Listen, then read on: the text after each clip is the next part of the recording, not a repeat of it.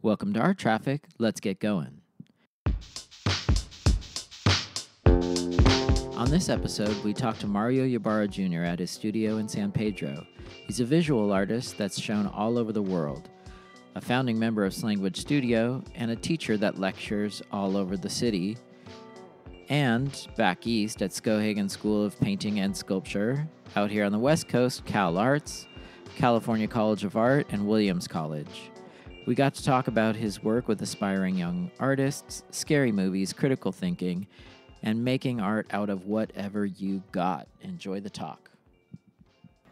Okay, so let's go way back.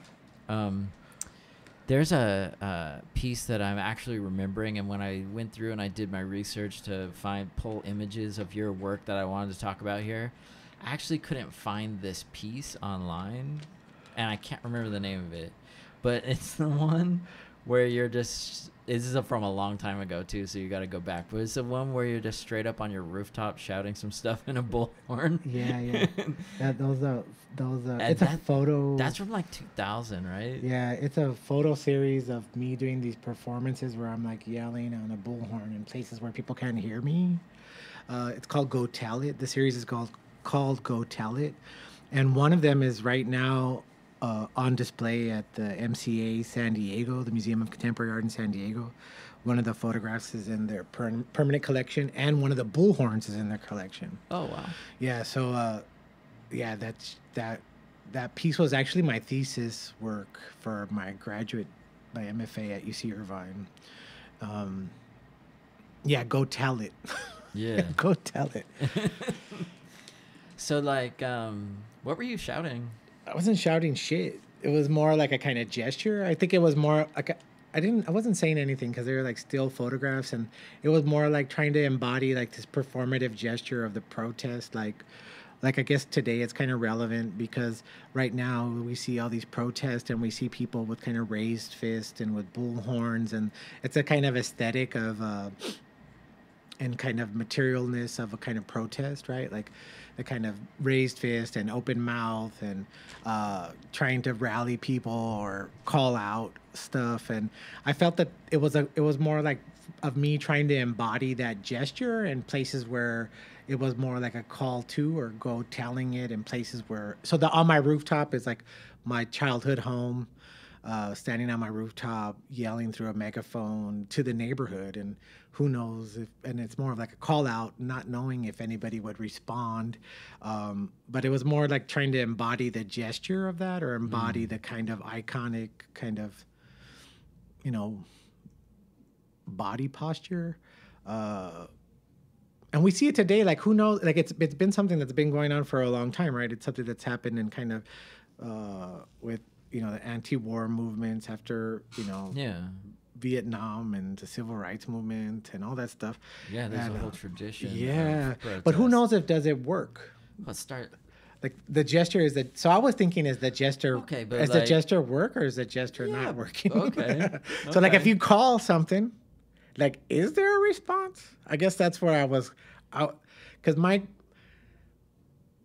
I guess my position as an artist, even starting with that, is not so much as that I want to have answers to things as so much as I want to ask questions for things, because then that's how I find out. Yeah. Like, so art is a way for me to educate myself, right? Yeah. So it's not for me to, when I make art, not that it's different from being an educator, because I hope to give information when I'm an educator. But when I'm making art, quote unquote, I hope to be asking questions that somehow give me an education. Okay. So I try to use art as a vehicle for education, and selfishly when I'm making art for my own education, and then hopefully that models things for other folks to learn something from, right? Uh-huh. But so that was Go Tell It. There were 4, and a couple of them were shot locally. Like they were all shot locally here. Like right now we're in my studio in San Pedro.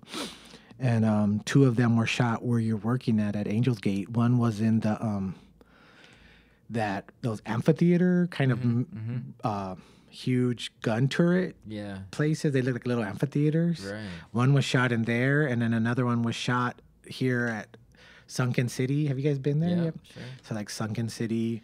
They're actually gonna do like, isn't one of their Pacific Standard Time things there at Sunken City? Is too? it? Yeah. I don't know. Yeah, they have this crazy thing going on right Do now. they? Yeah. So there's so yeah, so I kind of they were all kind of places that were kind of, and then my childhood home, and another one was like an empty lot, but they were kind of places that one had like some kind of residual kind of memory for me because like I grew up here in this area, so like I've climbed around Sunken City my whole life and climbed around those, like before those tunnels there up at Angels Gate and Fort MacArthur were organized, they were just open. They're just like open gates, and you could like just walk around in there, and there'd be like graffiti, and like everybody's like, "Oh, they're devil worshiper kids in here," because there's like like pentagrams and Yeah, sure. And ancient urban legends. yeah, like ensue. 666 and stuff. You'd be like, "Ah, they're like," and so like I've crawled though. They were like kind of spaces that were familiar. They weren't. So I was trying to call out in these places where I felt familiarity was, or I might get a response because I knew them. So they were kind of, even though in the photographs they looked like kind of barren or open or empty, they were all kind of still in a space of familiarity. Yeah. So let's fast forward a little bit in time after that. When did Slanguage Studio start, and how did it function in the beginning as opposed to how it functions now? Well, and then just give us give the audience a tiny bit of a background on what Slanguage does. Okay, well, Slanguage just celebrated its 15th year anniversary, so it's our quinceañera, right? Yeah. And we started in 2002, and I because I had graduated graduate school in 2001, and my friend Juan Capistran, who I think you interviewed, for the podcast, he and I were the same year at Otis, and then I went to graduate school, and then he came like the following year, and we were both going to be finishing. I was finished with school, and he was going to be finishing school, and we were like, man, we need a place to work, because like one thing that you have while you're in school is a place to work. You know, at the very least, you have shop and you have labs, and you gotta have resources. Yeah, you gotta. That's one thing that's kind of good. Yeah. A good thing about school is you have all these places to make stuff and space to make stuff. And it was the summertime, and we were both working, and he still works with Fine Art Stretcher Bars with Sydney, and we were working there, and we were all like making stretcher bars for a living. And I was like, yo, like, we need to figure out how we're gonna like strategize this art thing. So just like now, like how you see on my table here in front of me, I bake all my notes on like the butcher paper that's on my table. At the stretcher bar place, we had cardboard on the table, sheets of cardboard, so that you could route stuff, and and you know what I mean. You don't mar the stuff. So I was like, man, guys, we got to make a plan. So like I got out a Sharpie marker, like the infamous Sharpie marker, and on the cardboard I drew out like, I drew what a space might look like, and a common space for exhibition, and a workspace, and it needed a toilet. So it's just like half planning. Yeah, planning, you know, right and we just drew it out, and we made these lists. I'm famous for making lists, right? So I'm like, we made all these lists, like, what do we want to do? A 5-year plan. Like, we want to have exhibitions with curators and other artists, and we want to show in museums, and we want to do this, and we just like wrote out all the stuff we wanted to do. And it just so happens that year, when Juan was going to be finishing school, or he might have been in his second year of grad school, and Carla was going to be starting at Cal Arts, and our other friend Peter, we all needed a place to work. So we and another friend of ours, Carlos, I was looking around for a space, because we were like, we need to like find a place that matches up this drawing, right? And we're looking and looking, and we looked everywhere. Like I had a little studio in the women's building and on Spring Street, like where that new park is, just kind of outside of Chinatown. And I was there for about a year, and it was small. It was smaller than this studio. It's really tiny, and it was more like a kind of place where people could meet me, and I could put up a drawing or something and be like, yeah, this is what I do. Yeah. And so we were looking and looking, and then we found the space that became Slanguage, which was was my friend was renting it out, and Juan and I were really fortunate because we both sold works to two different collections. Like I sold a photograph to the Eileen and Peter Norton Foundation, and he sold a print to the Altoids collection. So we both had, it wasn't like big money, but we had a little nest egg. You're getting a foothold. Yeah, we had a little nest egg of money. So we're like, oh, we need to find a space. So we pulled our money together. We rented the storefront. And initially it was going to be like our studio where we worked. But then all these young artists, you know, because it was in the neighborhood I grew up in here in Wilmington. And I was a graffiti kid kind of when I was young. So like all the at that time, the current graffiti kids kind of knew who I was, and they would come find me at the studio, and they would like knock on the door, and I'd be like, "Yo, who's there?" And they'd be like, "Oh, Mario, are you in there?" I'm like, "Yeah." "What are you doing?" "I'm making art." What do you want?" "Oh, we want to make art too." And then they would come in. So it kind of became like a de facto art school. So Slanguage is a kind of de facto art school, or like a kind of pirate art school that has kind of taken on young artists over the years, and worked with artists to do exhibitions and to do workshops and programs. And we've collaborated with different museums and organizations and communities all over the place. And so Slanguage has become that, like, I guess in the kind of the simplest pedestrian terms, it's like become like a kind of outlaw art school. Like but something else happened during that time period too that was really pivotal to all of California, is that art in high schools got defunded. Yeah, that's true. And that had a huge impact on you guys, because literally you guys were it seemed like to me from an outsider. Yeah. I had only visited Slanguage maybe twice, but it seemed like you guys were getting like all these art orphans, like these kids that didn't even have programs at school anymore. Yeah, it was totally like the Lost Boys. Like, you know, Peter Pan's Lost Boys or orphans. Yeah, so there was this giant need at the same time. Yeah, you know? And it's funny now that you're saying that, because I think like right now, because I've been trying to think about, so Slanguage for the past 15 years has kind of been that, like a kind of outlaw art school that has kind of taken in these kind of art orphans. And what we've tried to do is also bridge that with kind of like the art non-orphans, like people that have resources, you know, and try to bring them together into groups. So like, you know, bringing in art people that are like have art resources, which I say like kind of, I like to kind of call it like making trains crash. So like, you know what I mean? Train crashing. Well, I got this. That's destructive or reductive art then, or not? No, I don't know. I think it's just like smashing things together. Yeah. It's like, because hybrid and stuff. You say hybridity and all that, it seems too sterile. You know what I mean? Like, it's like in a laboratory or something. Right. But a crash is like, right? Yeah. And the way I got that analogy was that I was watching this documentary about Steven Spielberg, and when he was a child, his father would buy him fancy train sets. Yeah. But the kid, when he was a kid, he would just make them crash. Like that was his favorite thing to do. Like put them on the thing and and his dad was like, "What the fuck?" Like I'm buying, like, you know what I mean? Buying you these fucking trains. I'm trying and to you get keep you fucking into crashing the idea them. of utopia, and you keep making dystopia. Yeah. So he had to have he had to get like a Boy Scout badge. So he had to make a film. So his film was to make the trains crash. Yeah. So he could keep watching it over and over again, and his father wouldn't get mad at him. Yeah. So I was like, oh, train crashing is kind of interesting. Like, how do you do that and try to capture it, right? Yeah. And so like try to bring, you know, museums and, you know, art galleries and artists and people that have been, you know, like for example, the last series that we were doing or have been doing has been called "You Got to See It to Be It," and we bring in different folks to talk to the young artists that we're working with. And like the last couple of people we've had is like Michael Govin, the director of LACMA, Carolina Miranda, who's the art writer for the LA Times.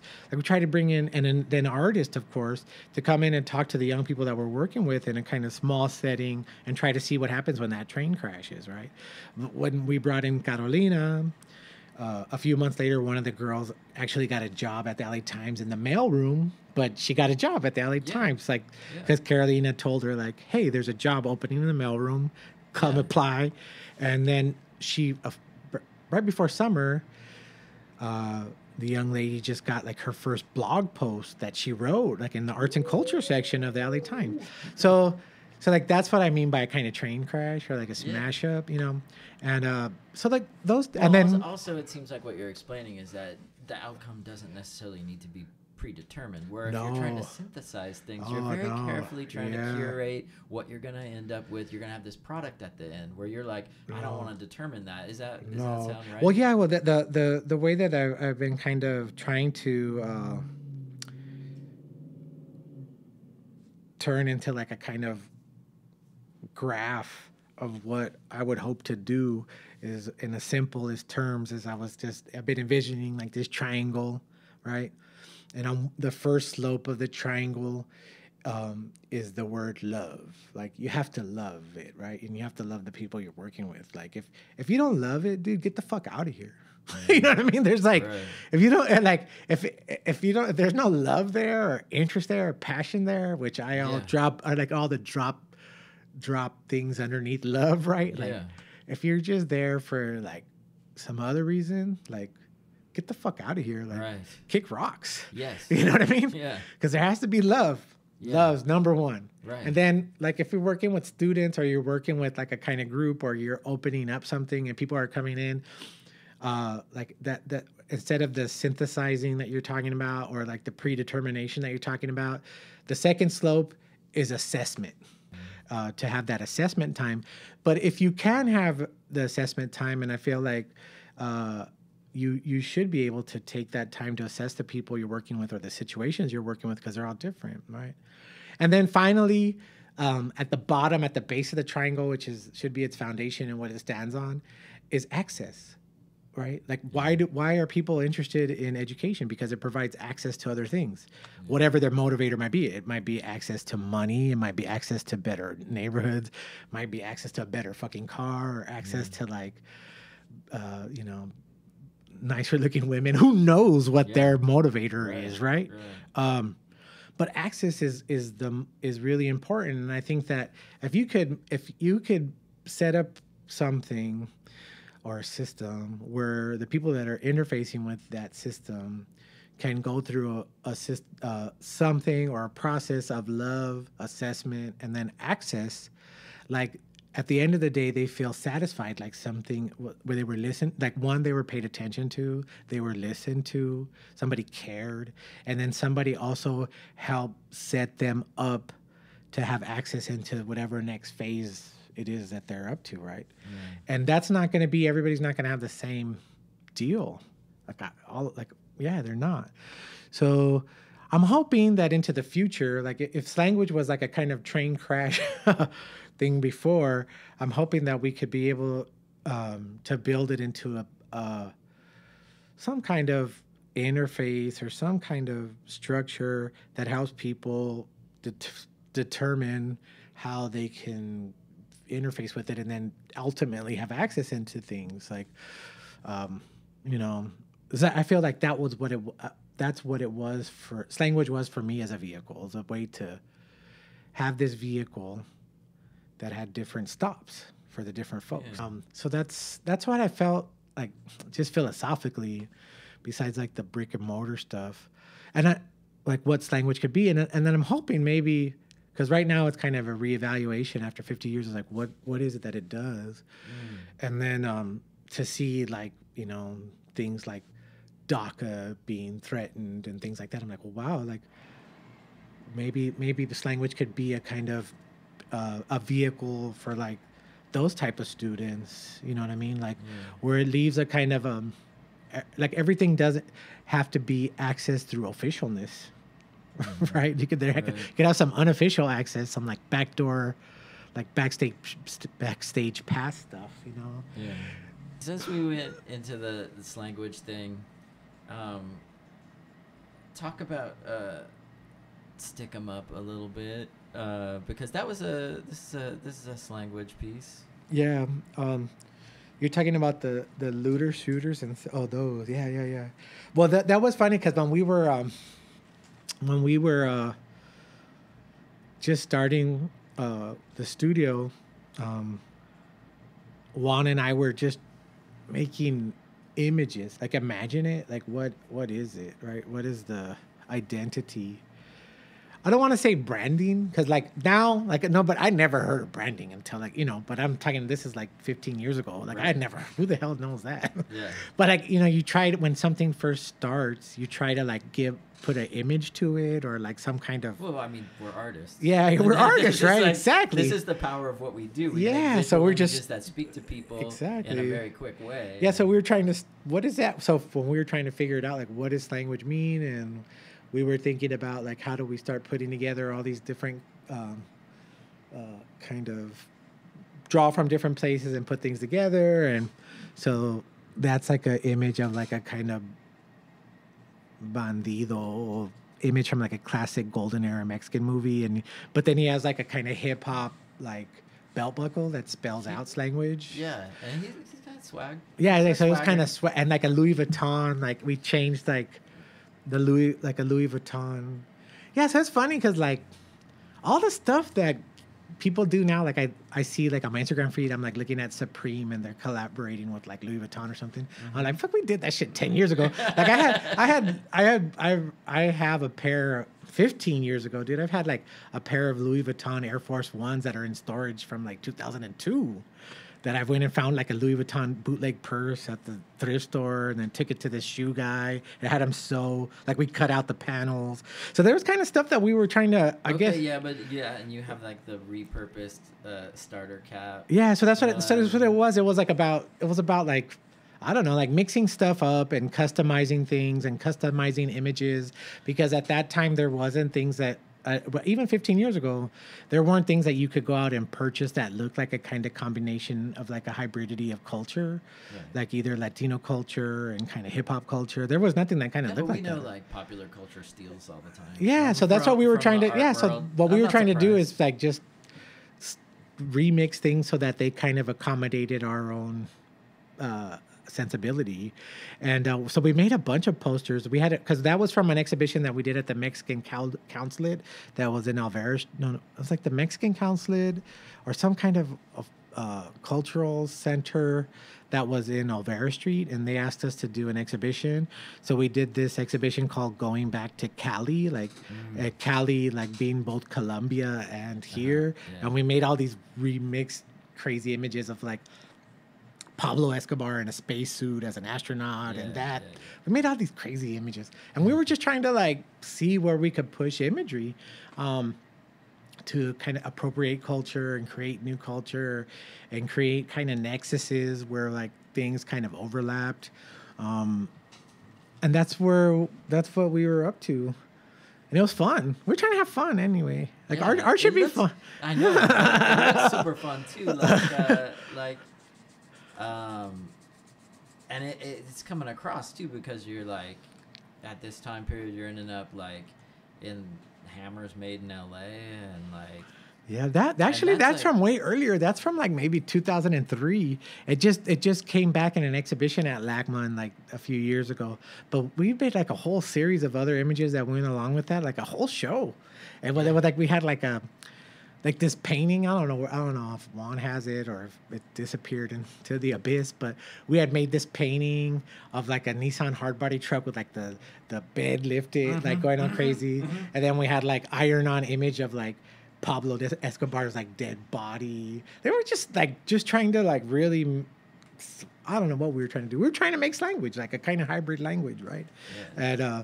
And we were just mixing up stuff with, and both of us had very different interests because I kind of grew up in kind of hip hop culture and kind of gang culture and stuff. And Juan grew up like in South Central with like all black people around him. And he was more like a rude boy and he was into that stuff. Yeah. So there was like we were trying to just bring all this craziness to the table. Yeah. Into one thing. Yeah. And so yeah, that's what we were trying to do. And now I see stuff in hindsight. Now that I see all the stuff that's kind of happening with the culture, it kind of seems matter of fact. But 15 years ago, when we were trying to do it, it was just like we were just trying to mix it up.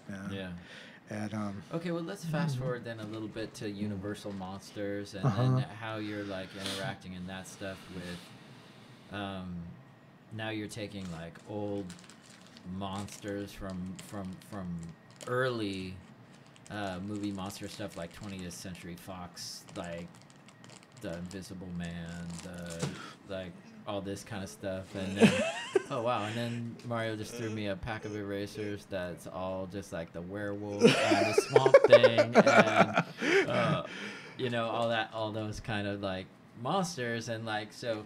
How did you come to that work, and then like what does self-portraiture have to do with all of it? And well, Universal Monsters, it started a couple years ago, but I had been for a few years making kind of projects that were about sites and like the histories of sites, and I was also making projects that were like about people and like their histories, like different individual people or groups of people, and I was trying, and then I came to the conclusion that I was doing something very basic that artists had always done, which like if you're making a work about a site, it's kind of like a landscape, right? Like a landscape painting or photograph or whatever. And so I was like, oh, this is a landscape. And when I would talk to my Nana and be like, she would be like, oh, what kind of art are you making? And I'm like, oh, this is a landscape, Nana. Like, so she would understand that that's what it's about. It's like about a place, right? Yeah. And then, oh, I'm making this thing, this other thing. And this is about a person, but it's told through like the ephemera, like this piece I did called the Scarface Museum. And like, I'm like, all right, this is about my friend Angel, but it's told through all this ephemera around Scarface. And so that's a portrait. So like in layman's term and pedestrian terms, like, oh, this is a landscape and this is a portrait. So that's basic. Artists been doing that forever. Like nothing new about me making an artwork about a place or a person. But I was trying to reconfigure it with all this stuff. So I was like, oh man, if those are classic themes that artists have always done, like what's another classic theme that I could kind of piggyback onto? So the self-portraiture came to mind, and I'm like, well, what would be the best way that I would want to engage a kind of notion of self-portraiture? And I was just, thinking about like my childhood and thinking about the like all those monster movies and horror movies, and I'm a big nerd geek, and when it comes to that kind of stuff, and like the kids I grew up with, we grew up like down like a couple blocks away from this place that's not there anymore. It was called the Carson Twin Cinema, and it was like also where Quentin Tarantino would go see all these like dollar matinee movies. Like he talks about it. They tore it down. It was in Carson, and but we would all see all the kung fu movies there. Like summer just ended. Like we would have been there like 3 or 4 days a week. Like we would have got the dollar from our mom. Yeah. Like you know what I mean? Like you sneak from one movie to the other. We'd go see because it's mostly about the air conditioning. Yeah, and like, the floor's sticky, and like kids talk. Like everybody's talking in the movie. My wife to this day still gets mad at me because I talk in the movie. I'm like, no shit. I was just getting busted for that last night at my house. Because my daughters are trying to make me watch scary movies, and I can't watch scary movies without talking because I'm literally still scared. Yeah, like, me too. Me too. And then they fucking put the loud ass sound like at the certain part. I don't think it's the image. I think it's the sound, dude, that scares the shit out of me. Yeah. It's like something like when things jump out, I'm like, close my ears. Why are they always right behind the person that you're supposed to empathize with in the movie? They're always coming from behind them, and you're always like, no, they're behind you. And I'm like, no, dude, no, run, motherfucker, run. And Carter's like, shh. And I'm like, it's funny because one time we went to go see, I forget what we went to see, like some stupid movie. And I was like, yeah, no shit, no, like all that. And this dad was with his 2 kids behind me. And then after the movie was over, we went to the restroom, and one of the little boys was pointing at me. He was like, Dad, that's the man that was yelling in the movies. Shit, because I suspend disbelief, dude. I'm there with them, man. I'm fucking there with them. So So Universal's Monsters comes from that. I was like, what are these stories? I used to go see these movies and blah, blah, blah. Even today, like I went to the Goodwill and I bought like a box set of Silent Night, Deadly Night, which is like the movie about like this guy that escapes from a mental institution or prison, and he gets like a Santa Claus suit and becomes like a mass murderer for Christmas Eve.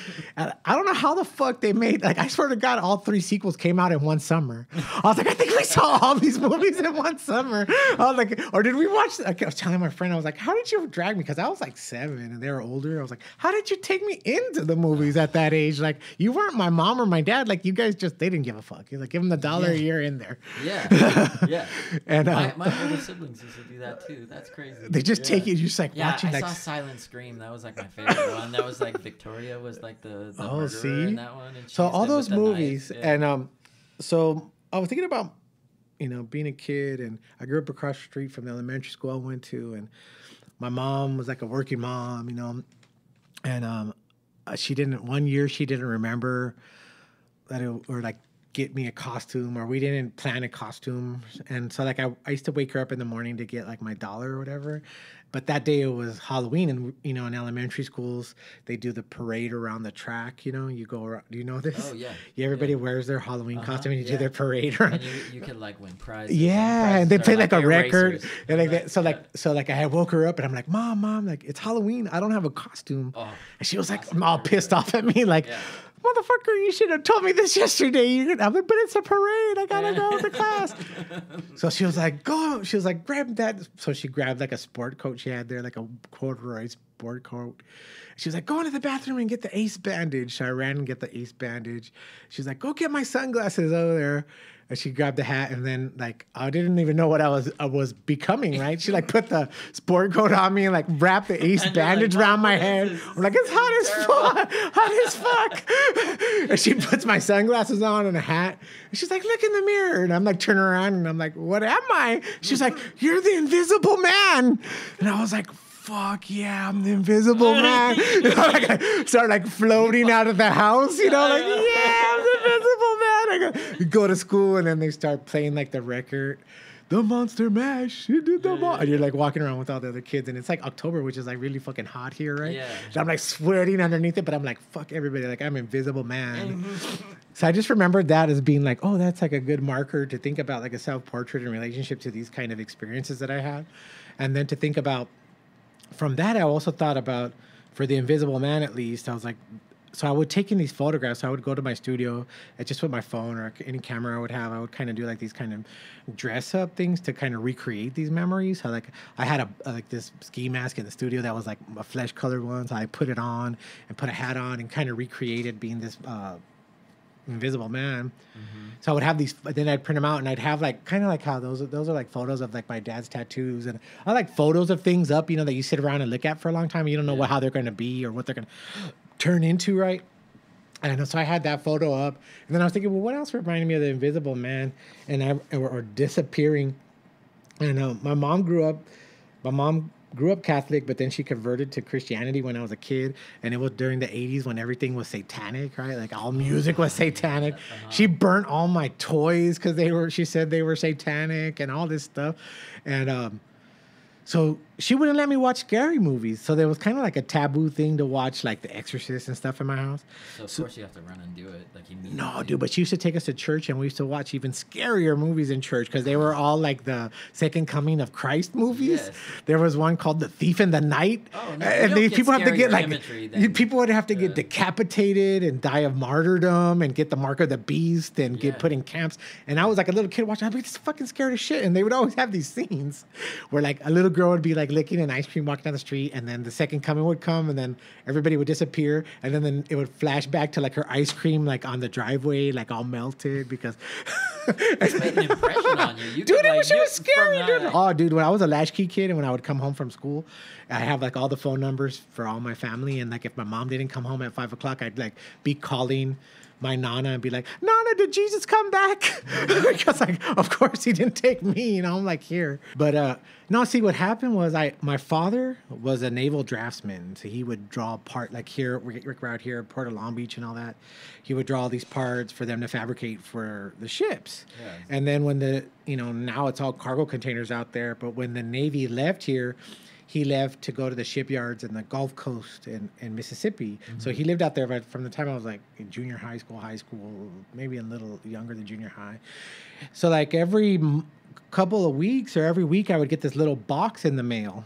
And in it would be all these drafting tools. It'd be like pencils and like different leads and like drafting pencils and the drafting sharpener and an electric eraser and just all these tools. And he would always put a little piece of tape, like this, drafting tape on it. And he'd say like, oh, this is for light sketching or this is for this. So that would get these little drawing kits in the mail. So I felt like I've been drawing like forever. And I love to draw. Like that was my first love in terms of being an artist was drawing.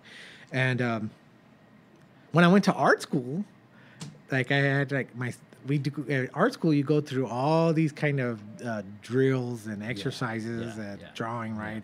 Observation drawing, and you have to draw from life. And the first year, especially, we have to do that. And then the second year, when you choose a major, so like the first year was foundation, the second year you choose a major, right? And then you're like, okay, cool, I get to draw whatever the fuck I want. Now that's what you think, but no, that isn't what happens, right? That doesn't happen. So I was so mad that they would make me draw stuff still, and I had a teacher, I forget his name, but it was when we were at the old campus, and he would get mad at me because I would do the assignment, but then I always wanted to do my own twist on the assignment, right? Yeah. So like draw a reflective object. I would do that for homework, but then I would like spray paint on it, and he's like, no, like this is not in the assignment. I told you. Pissed and rebelling. I was pissed. So he gave me a C, dude, in drawing. Like that was the only bad grade I ever got at Otis. Well, bad as a C, like I passed, but he wasn't like, usually if you work, you get an A, right? Yeah. I was like so pissed off that this motherfucker had given me a C that I was like, that's it. Like art doesn't get my drawings. Art is going to get everything else in my life, right? Like, but not my drawings. I'm going to keep my drawings for me. Yeah, you initially start doing all this performative work, you do everything else because they teach you all this stuff, right? Stuff. Yeah.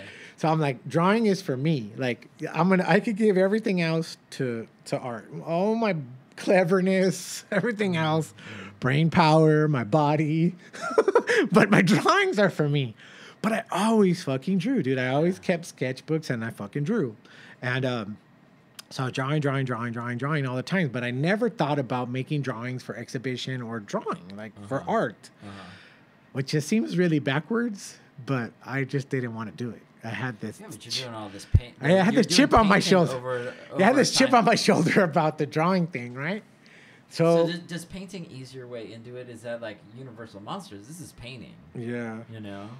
No, painting for me, I still see as like project oriented. Like I have a goal. Like if I'm gonna spend all that money to make a painting, it's an investment, dude. Yeah. You know what I mean? You gotta like you gotta get paint. You gotta fucking get organized. You gotta fucking like have like 5 big stretchers there. That shit takes like all day to fucking be stapling those motherfuckers, and it's a transport. Yeah, it's an investment. Yeah, you have to invest. It's a fucking investment, right? And so, but the drawing thing I've always fucking done, and it's fucking so simple, dude. Like this fucking this color I've been drawing with like the sepia tone Prismacolor pencil. And the reason why I started drawing with that is because I found a box at the fucking thrift store for $1. Like they sell them by the dozen. A fucking 25-cent pencil and a piece of Bristol paper. There's not a lot of prep that you have to do for that. It's like immediate, right? Like it's like I put that thing down. It's really forgiving too, right? It has like erase. I don't really erase because I've drawn with ink for so long that I just kind of do it in coats. Like that in painting, it comes like you do things in coats and layers. Yeah. So I like go coat, light coat. And my cousin, who you guys met, she's like, why don't you just go dark? And I'm like, fuck no. Like I'm like, this is like revealing itself to me as I'm doing this. Yes. And it's like layers, right? And for me, drawing is like a kind of one, it's the most immediate thing that I could possibly do and the most inexpensive thing that I could possibly do. And then also for an audience, like it fucking is the most direct, dude, because it isn't like fucking trying to be clever or they got to figure it out. It's like, oh, this motherfucker can draw. Like I can't draw. Like there's like a special gift in that, right? It's like I'm like, man, I'm gonna go back to like roots, not just roots, but roots, and be like, I'm gonna fucking draw, and like that's my that's like basic, beginnings, Freddy Krueger beginnings, and be like, how do I draw? How can I do this also because I was getting to the point where I was making these huge like room size installations. Yes. And, really fortunate to do those, and they're fantastic. But I can't always make those things, dude. I can't store them, and I don't have. I already, as it is, I have 3 storage units. Yeah. My gallery has things in storage. I can't be making these things at that level where I need like my own huge warehouse or something. And but the drawing is very direct. I can go into like a kind of subconscious space in the drawing that I really can't go into in my bigger works, because in my bigger works, they have to be planned out so much and budgeted so much, and I got to figure out, all this stuff that you can't just impromptu. You can't just eraser. There's no eraser for that. No. If you try to eraser, you're like, that's hundreds of thousands, maybe thousands of dollars that you just fucking fucked up. Yeah. So the drawing, I was like, man, you know what? I'm just gonna get back to drawing, and I think that art is going through a kind of phase where, like, because I started seeing also younger artists working, and I'm like, man, that's all you guys are doing, just making a drawing or a painting. Like, that's fucking no-brainer. That shit's fucking 10th grade, homie. Like, that's what you're fucking doing? Yeah. Like, just making some genre painting of a vase? Like, I fucking gave those to my fucking aunt. Like, she has them in her fucking house right now. You know what I mean? Like, that's what you're fucking doing? Yeah. And that's what you're calling art? That shit's fucking for dummies, dog. Like, that shit's 100 years ago. I'm like, when are you fucking making paintings in 1919, dog? Like, that's really, Tom. I'm not bullshitting you. No, I hear you, but it also sounds exactly to me like what we used to say about the previous generation to us. We used to say, like, these guys are doing outdated shit. Now another group of artists is coming in front, and we're calling them outdated. It's just like, no, dude, they're really on throwy, dude. They're really on some throwback shit. Like, at least the artists before us, they were trying to do like conceptual stuff and weirdo stuff. And yeah, they were painting and drawing. But these guys, like, I fucking see the painting, I'm like, whoa. Like, is this a fucking Chikiriko from fucking 1909? But also look at what they're doing. They're posting on Instagram every step of the way. They're doing small works that get photographed. They're not actually into the work, and this is just my perception. I could be totally wrong, or maybe I need to interview a young kid next. But they're doing this process that's almost for social media, and their work is actually, they're collecting these giant groups of people to follow them. They're almost collecting followers. They're curating an Instagram, and they're like, there's these kids. I think that's part of it. I think it's part of it, but I think from Australia that's still in art school, and she has like 1 million. Yeah, but I have kids at UCLA that have that too. They're fucking. I don't know how they do that. What are they gonna do with it? I don't know yet. But I'm talking about the aesthetic practice that they're into in terms of like a. Yeah, I know what I'm saying. I don't think that's what they're into. But I think the work is almost beside the point. Maybe, but I think they're actually. I don't know if they're. I think because they're another reason why I've been thinking about it is that they're so art educated, like they're so like museum attuned, and that's what's in museums. Like if we go to LACMA, we're gonna see like a big flower painting, genre painting by somebody, and they're historically like gravitating to like an aesthetic as opposed to like a criticality or like being like, you know what I mean? Or so finding a personal voice. Yeah. So they're kind of gravitating to like a kind of a style. It's more like a style because they don't have, contextually it's like, why was Manet painting like Manet? Because there was a contextualization around that. Yeah. So that contextualization doesn't exist today, but we could find a young painter that's painting in that style or approach, and you'd be like, well, why are they doing that? My question is, they're doing it. I don't mind, because I think at the end of the day, some of it is nice, but I just want to know what, for me, is like, what is the contextualization for that? Yeah. Like why are you doing that? Yeah, I think it might be popularism. Maybe. I think possibly. Because of the fact that they get so much feedback through social media, their work goes out to a broader group of people. They may be focusing on more. But that group of people doesn't have because that group of people don't have a criticality, aren't trained in critical thinking. Correct. No, so they're like, fire, thunderbolts, fucking thumbs up, lasers from the tiger's eyes. You know what I mean? And you're like, maybe you're like. Pfft. You got to be like, you know what I mean? Like, what the fuck? Okay. So, like, that's what I was thinking yesterday, because I was just Googling the day before yesterday. It's like, I don't know if you remember at Otis. Remember they used to make us take the critical thinking class? Did you remember the fallacies? Yeah, of course. Okay, so like the fallacies are like appeal to authority. Like there's these six or seven major fallacies. 13, and I was like, 13 of them? So I'm like, Man, the one that sticks out in my mind all the time was like appeal to celebrity, because that was like the most like ad hominem abusive. Yeah, so yeah, was that the thing? The oh, because and the best example of that I was like whenever the Beats headphones came out, I went to Best Buy. Yeah. And I was in Best Buy, and like I had just been living in Denmark, so I was at the JC thing. It was a Dr. Dre thing. Dr. Dre. Well, that's what I was going to finish. So I just come back from living in Denmark, where they have Harman Kardon, right? Yeah. And if you go to a Harman Kardon store and you're going to spend, I don't know, $500 on a set of headphones, the motherfuckers are going to tell you why they're $500. Yeah. They're going to say because this filter and they use this technology, and they're going to show you a video. Yeah, Bose. Have you ever been to a Bose store? Yeah. Okay, they're the same thing. They're going to teach you about the technology. They're going to tell you why it's so specialized and why it has a cost. So I go into the Best Buy, and there's a whole display of Beats headphones, right? Yeah.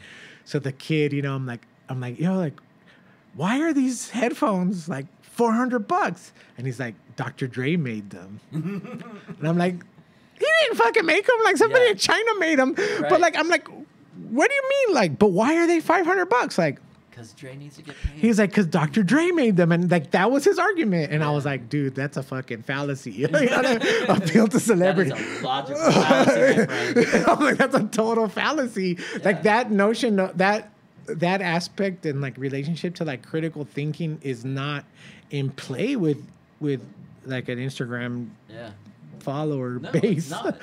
So I was like, fuck, I'm gonna start posting these fucking fallacies so motherfuckers can recognize them, or at least read them once in their lifetime.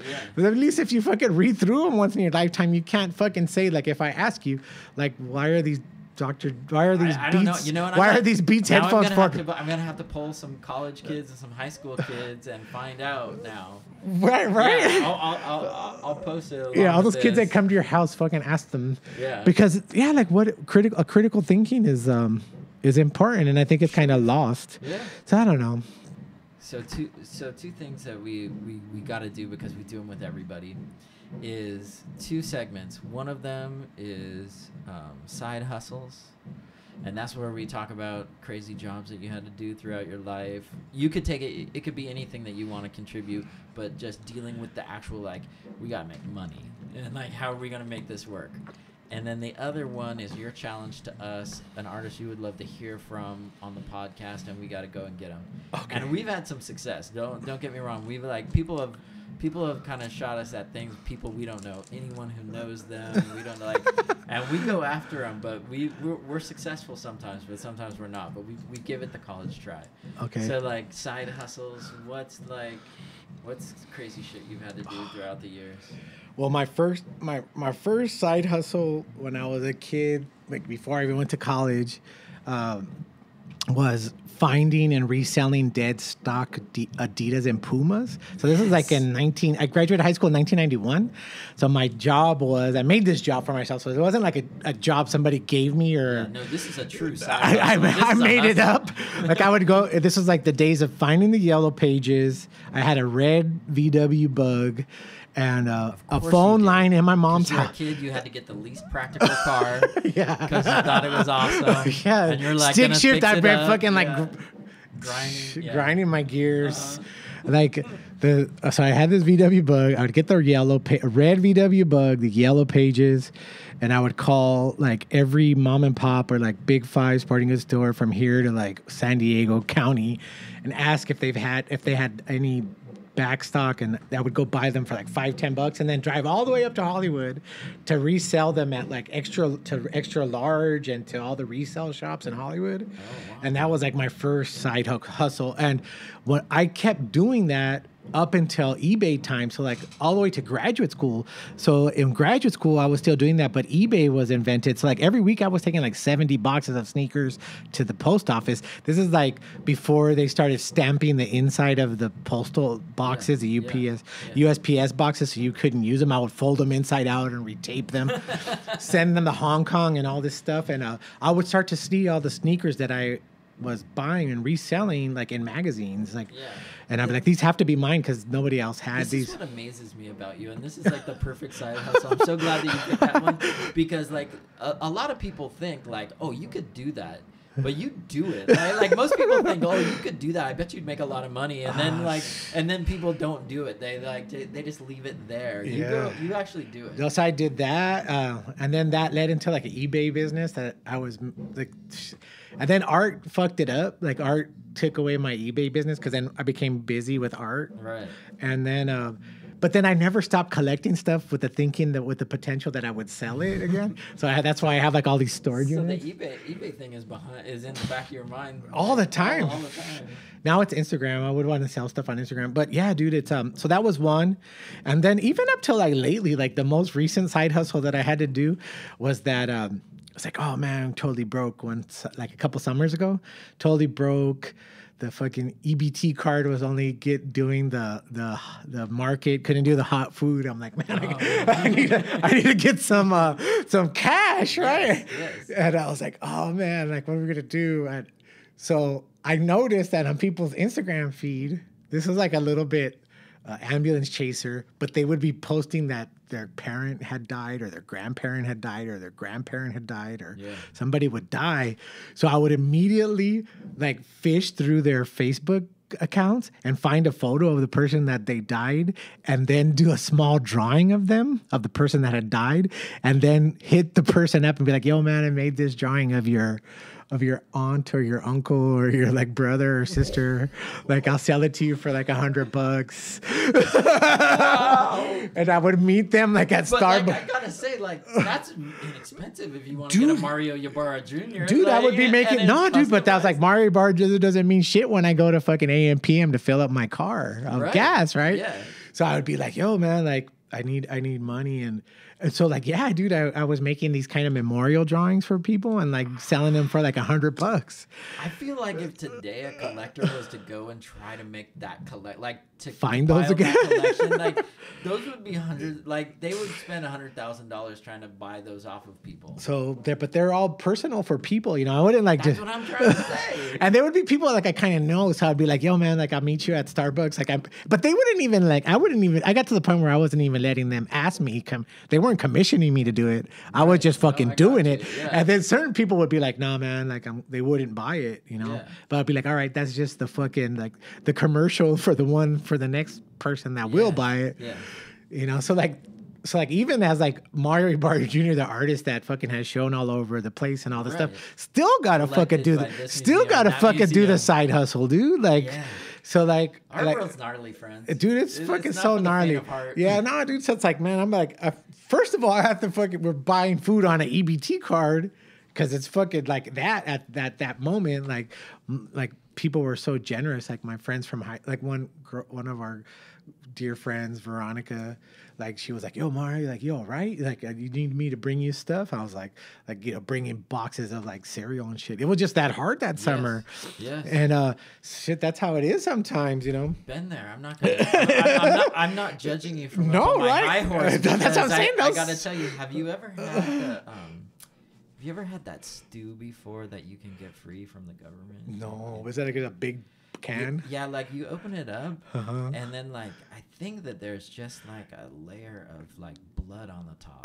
Like that's what it looks like. It looks like a beet, like a sliced beet in there. No, it's not solid. No, it's liquid. Oh, gross. And me and Michelle would always chop that shit. No, we would pour that part off, even like because we're like. We went through this period where like, you know, you can go and you can get like a whole case of ramen. Yeah. And we were so tired of the ramen, we would do anything to hook it up, right? To hook it up, yeah. So like we were just tired of like adding an egg. Like that's commonplace for us, like whatever. The egg, the tapatio. So we were getting at one point we were getting like the government block of cheese and the government cans of stew. You know, this is when we're like, okay, so I was a Teamster for a minute. I feel you. All this stuff, you know how. Okay, so like we've done it. We've been through it. Like, and so it gets gnarly out here. And we're so like doing the sound for us right now is my son Calvin, and Calvin remembers what his childhood was like. Yeah, man. Like so like the art thing, like it's a ride or die thing. It's a super roller coaster. Like, you know, I wouldn't wish it on anybody that doesn't have any wherewithal. Yeah. Like, dude, if you don't have, like, if you can't, like, if you can't deal with that kind of stuff, don't fuck with it. Yeah. Like, go get a regular gig. You know what I mean? Like, Yeah. because like it's not easy. It's like every so often you have to like sacrifice the pound of flesh to continue, right? Yeah. And like at a And certain you point, you're better like, not- well, I don't have no more pounds of flesh. I don't know where people come out with this thing where like artists have a bunch of ego either, because like you better not. You- You better not. Yeah, dude. So art is, but you know, art is very beautiful thing. Like you get to meet a lot of folks and all that kind of stuff. So those were my side hustles, but you get to meet a lot of you get to meet a lot of interesting people that are into some stuff that you would never be into. So you learn from them. Yeah. And they're very back to that triangle again. They love what they fucking do. Yeah. And they're. I saw this thing. Some girl I know, she posted on her thing like a meme that said, "I'll be your ride or die. I just want to know where we're riding to and why we're dying." I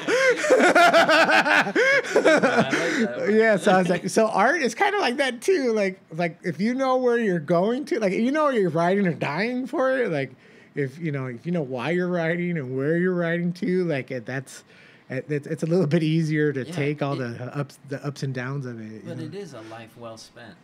Oh, dude, it's fun, man. I've traveled the world, dude. I don't even know how much a fucking plane ticket costs, dude. I couldn't even fucking tell you. I've been all over the fucking world, dude. Yeah. And never paid fucking for anywhere that I fucking have gone. I paid for it like with my body and like my stress levels and you contribute to the city. Yeah, believe me. Yeah, I know. You know. Contribute. So I'm like, but I've been able to fucking go everywhere, dude. I fucking have like I've met with all these folks, and like now it's kind of interesting because like as I'm getting older and my community is kind of grown, and and I get to teach. Like I was teaching this summer at Skowhegan, and the students there are from all over the place, and to be there and be like, oh, yo, like, they're from New York, or they're from Chicago, or they're from wherever they're from, Florida. And I'm like, oh, yeah, you should. I'm in a van with 5 of them from different places in the States. And I'm like, oh, when you get home, you need to talk to this person. When you get home, you need to talk. This is what you need. This is who you need to talk to. And I'm not in their cities. Like I've been there. I've been and worked with people enough and understand the circumstances in there to send people. Like I know how to help shuffle people because I've had experience. And that's kind of nice. So I have a just quick question for you. Are you looking for folks that are in town for your... Oh, yeah. So our podcast is only Los Angeles. Well, it's really kind of like the 3 counties, I guess. Okay. But we're trying to get LA-based artists because we feel like we want to narrow our scope to like, Man, that's a good question because there's so many artists and interesting people here. It's just like, who comes to mind that you would like to hear from? Like, I bet you that guy has a story. Or that person, male, female, artist, whatever. I'm going to say, who can I send you to? Can I give you a type and not a specific person? Sure. Yeah. Let's do it however you need. So this summer, it was the first summer that when I went to teach, my students were operating overtly under different pronouns. Sure. So there was like the he's, the she's, and the theys. Yes. And oh man, the whole summer I was just fucking up the he's and the she's and the theys, and I was getting like the kids were checking me like that kid goes by they. Yeah. And I was like, oh man, like I'm getting there, guys. Like this is like, because no. I've had like theys in classes, but never like a whole like group of them that I have to remember like their gender identities. Right. So maybe you should find when they come to town, I'll give you a person then. Okay. That is a very interesting speaker. I got to hear them speak when I was there at Skowhegan, who is Wu Sang. You know the artist Wu Sang? Nope. Find them. Okay. Yeah, Wu Sang. And he comes. We got our... See, they come. See, I messed it up again. They come. And I think see, I messed it up again. I know. They come to Los Angeles. Stop being so prejudiced. I'm not prejudiced. I'm learning. I'm going through the process of learning. All right. They were Los Angeles based, and now they're kind of airplane based, working on a kind of global level. Okay. But they come to Los Angeles a lot. and they're doing very interesting work around movement, like dance movement, film, and installation, and really pushing up against these notions of gender and identity, which I think is right now. Not that I think, we know that that's such a important issue, and we're all going through a learning process of that. Like, Yeah. like I don't know, like your son's generation might be more fluid in that. They totally are. And we're Their still literature is all about it. yeah, we're still like all about it. we're still like, you know, elementary school, like see Jane run, you know, Right. see, like we're still like in that. Yeah, we're still trying to get out of that, you know. Yeah. And these artists are pushing all this stuff, and for me it was really informative, and I learned a lot, and I'm still learning. I'm still messing up the pronouns, but I'm trying. It's conscious, like it's in my consciousness. Right.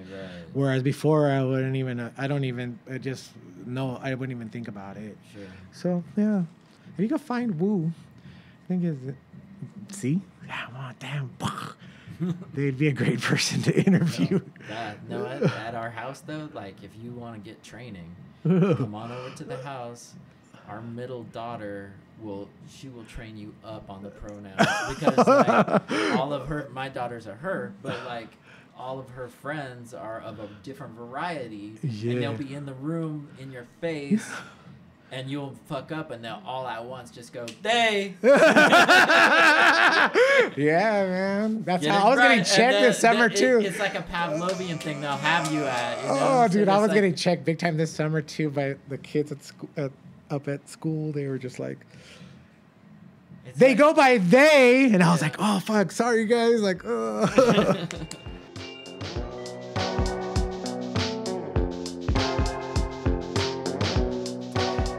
Thanks again to Mario.